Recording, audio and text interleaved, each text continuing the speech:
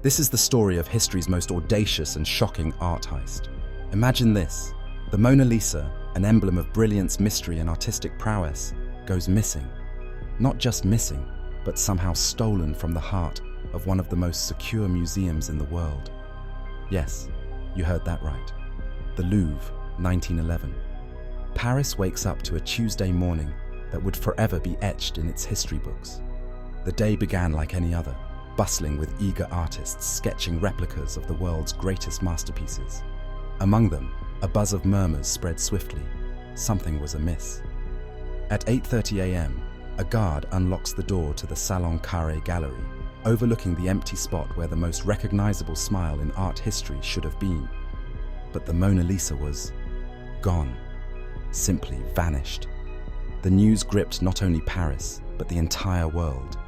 The masterpieces of Da Vinci were world treasures, and the Mona Lisa, arguably the jewel of his career, was snatched right under everyone's nose. Fingers pointed in every direction. How could this have happened? The Louvre was no ordinary building. Guards, heavy wooden doors, and vault-like galleries made it impenetrable, or so they thought.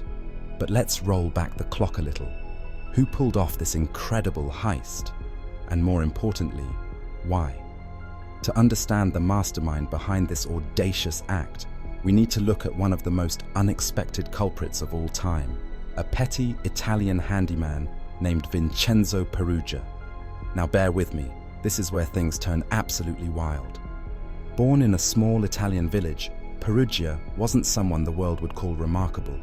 He moved to Paris to make a living and got a job as, wait for it, a handyman. Yes, he was just one of the many unnoticed men working inside the Louvre.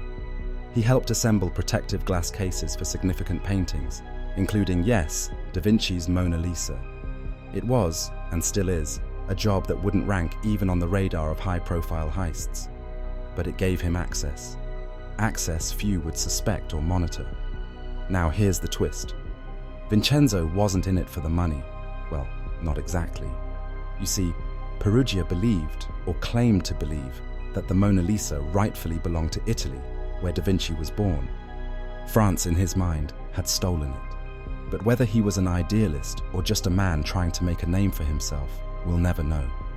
Some accounts suspect that a mysterious art dealer persuaded Vincenzo to run the heist for profit.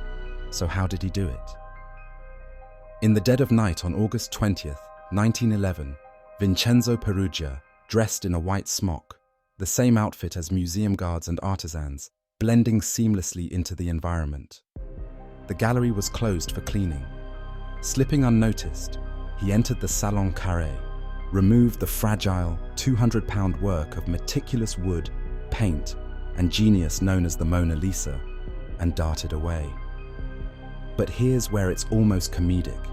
No high-tech getaway, no orchestrated escape. Peruggia simply walked out. He stashed the painting under his smock and strode right past oblivious guards. For over 2 years, the Mona Lisa became one of the world's most infamous missing objects. Authorities were baffled.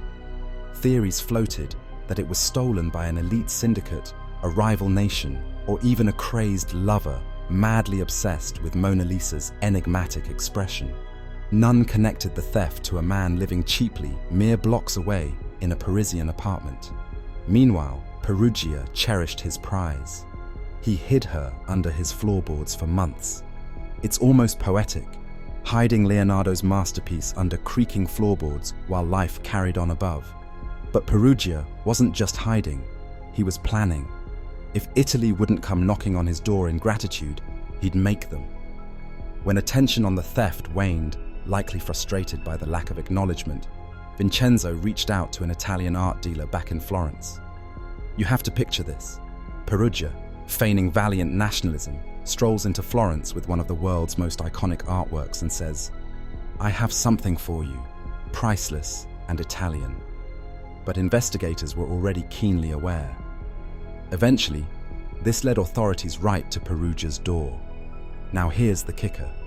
They found the Mona Lisa, intact, untouched, in all her enigmatic glory. News broke with an eruption of excitement. Mona Lisa has been found.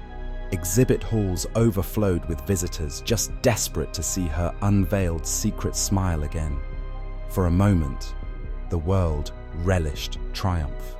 France celebrated, Italy admired, and Perugia, he became infamous. A courtroom showdown in Florence ensued. Declaring his actions noble and patriotic, Perugia expressed his intent wasn't theft. He believed he was a hero, but the law saw it differently. The illusions of grandeur might have added some drama. However, the crime sentenced him to 1 year and 15 days in prison. That's right, a little over a single year for stealing perhaps the most famous artwork ever created. As perplexing as this event was, one question lingers. Why did France's most treasured possessions stay missing for so long? The lack of communication, borders unprotected after the theft, and the sheer arrogance of it all contributed. When the Mona Lisa returned home to the Louvre in 1913, she became more popular than ever. The scandal fueled her mystique. Overnight, she turned into the icon we know today, drawing millions of visitors every year, each pondering her secretive, unmatched smile. Did Vincenzo's audacious crime unintentionally catapult Mona Lisa into art's elite spotlight? Maybe. But one thing's for sure, her theft, her journey, and her subsequent recovery sealed her place in cultural immortality. When you visit the Louvre today, standing amid crowds trying to catch a glimpse of her between camera flashes, think about how she almost vanished without a trace. Let this story echo a subtle truth.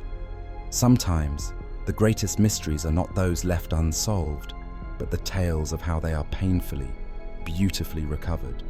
So the next time you stand face to face with the Mona Lisa, remember the legend of the Phantom Heist, the crime of a century led by an unlikely thief, sparking more curiosity towards a painting than Da Vinci could ever have anticipated. And maybe, just maybe, you'll see her differently than you ever have before.